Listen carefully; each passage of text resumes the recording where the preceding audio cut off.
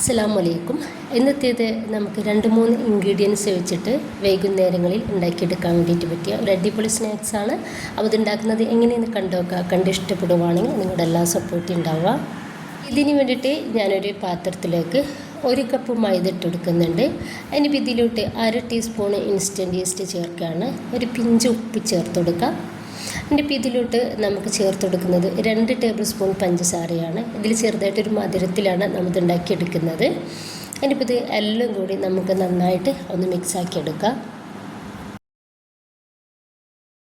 ഇതിലോട്ട് ഒരു കോഴിമുട്ട പൊട്ടിച്ചൊഴിച്ചെടുക്കുന്നുണ്ട്. പിന്നെ 1 ടേബിൾ സ്പൂൺ ഓയിൽ ഇതിലേക്ക് ചേർക്കുകയാണ്. സൺഫ്ലവർ ഓയിലാണ് ചേർത്തിട്ടുള്ളത്. ഇനിയിപ്പോൾ നമുക്ക് കൈ വെച്ചിട്ട് ഒന്ന് മിക്സാക്കി എടുക്കാം.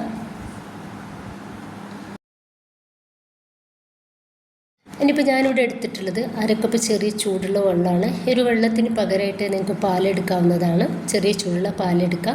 ഇനിയിപ്പോൾ ഇതാ കുറച്ച് വെള്ളം ഒഴിച്ചു കൊടുത്തിട്ട് നമുക്കിതൊന്ന് കുഴച്ചെടുക്കാം. 1 കപ്പ് മൈദയാണ് നമ്മൾ എടുത്തിട്ടുള്ളത്. അപ്പോൾ അതിനനുസരിച്ച് വളരെ കുറച്ച് വെള്ളം മാത്രം മതി ഇതിലോട്ട്. 5 മിനിറ്റ് നമുക്കിത് നന്നായിട്ട് കുഴച്ചെടുക്കാം. ഞാനിപ്പോൾ ഇതാ ഒരു 5 മിനിറ്റോളം നന്നായിട്ട് കുഴച്ചെടുത്തിട്ടുണ്ട്. ഇനിയിപ്പോൾ കുറച്ച് എണ്ണ നമുക്കൊരു പാത്രത്തിലേക്ക് ഇതുപോലെ ആക്കി കൊടുക്കുക. ഓയിലോ വെളിച്ചെണ്ണ ബട്ടർ ഏത് വേണമെങ്കിലും തേച്ച് കൊടുക്കാവുന്നതാണ്.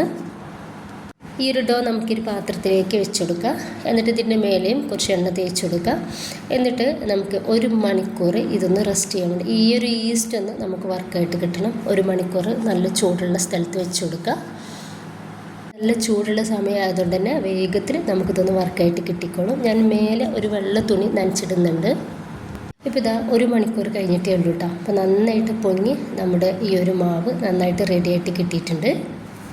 ഈസ്റ്റൊക്കെ നന്നായിട്ട് വർക്കായിട്ടുണ്ട്. ഇപ്പോൾ ഞാനൊരു പാൻ അടുപ്പത്ത് വെച്ചിട്ടുണ്ട്. ഈ ഒരു സമയത്ത് നമ്മൾ തീ കത്തിച്ച് കൊടുത്തിട്ടില്ല. ഇതിലേക്ക് ഞാൻ കുറച്ച് നെയ്യ് ഇട്ടെടുത്തിട്ട് ബ്രഷ് വെച്ചിട്ട് എല്ലായിടത്തും ഇതുപോലെ ഒന്ന് സ്പ്രെഡാക്കി കൊടുക്കുന്നുണ്ട്. നമ്മൾ ഈ ഒരു പാനിൻ്റെ എല്ലായിടത്തും ഇതുപോലെ ഒന്ന് ആക്കി കൊടുക്കുക.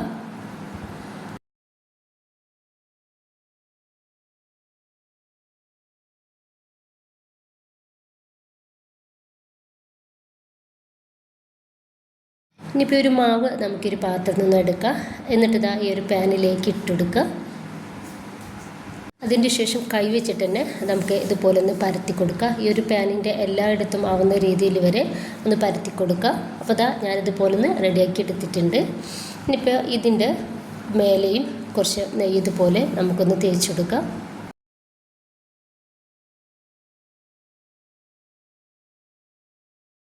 ഇനിയിപ്പോൾ ഞാൻ ഇതിൻ്റെ മേലേക്കായിട്ട് വറുത്തെടുത്തിട്ടുള്ള വെളുത്തുള്ളിയാണ് ഇട്ടുകൊടുക്കുന്നത്. എനിക്ക് ഈ ഒരു സമയത്ത് ഇഷ്ടമുള്ള നട്ട്സുകളൊക്കെ ചേർക്കാവുന്നതാണ്. ഞാൻ കുറച്ചധികം തന്നെ എള്ള് ചേർക്കുന്നുണ്ട്.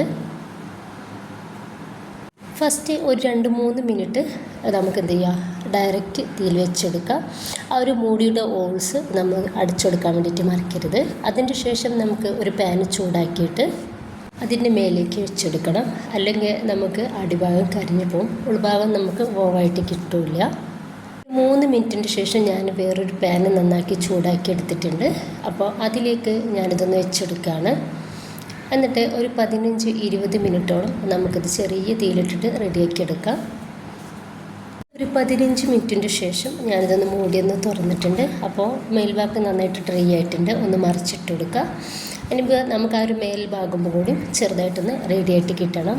ഈ ഒരു പാനിൻ്റെ മേൽ തന്നെ വെക്കാം. എന്നിട്ട് നമുക്ക് ഒരു 5 മിനിറ്റോളം ഒന്ന് റെഡിയാക്കി എടുക്കുക. ഇപ്പോൾ ആ ഒരു മേൽഭാഗവും ഒന്ന് റെഡി ആയിട്ടുണ്ട്. ഇനിയിപ്പോൾ നമുക്ക് ഇത് നന്നായിട്ട് ചൂടാറിയതിന് ശേഷം വേണം കട്ട് ചെയ്യാൻ വേണ്ടിയിട്ട്. ഇത് കേക്ക് പോലെയാണ് ഇരിക്കുന്നത്. അത് ഈ ഒരു സോഫ്റ്റിലും ആ ഒരു ടെക്സ്ചറിലുമാണ് ഇതിരിക്കുന്നത്. ഇത് കാണുമ്പോൾ തന്നെ നിങ്ങൾക്ക് മനസ്സിലാവുന്നുണ്ടാവും. നല്ല ടേസ്റ്റാണ് ഇത് കഴിക്കാൻ വേണ്ടിയിട്ട്. ഇതിലേക്ക് നമുക്കൊന്നും തന്നെ ആവശ്യമില്ല കേട്ടോ. ചായയുടെ കൂടെ സൂപ്പറായിട്ട് കഴിക്കാവുന്നതേ ഉള്ളൂ. അപ്പോൾ എല്ലാവരും ഉണ്ടാക്കി നോക്കുക. നിങ്ങളുടെ അഭിപ്രായങ്ങൾ അറിയിക്കുക. ഇഷ്ടമായിട്ടുണ്ടെങ്കിൽ നിങ്ങളുടെ സപ്പോർട്ടൊക്കെ ഉണ്ടാവുക. ഇൻഷാ അല്ലാഹ്. ഓക്കെ.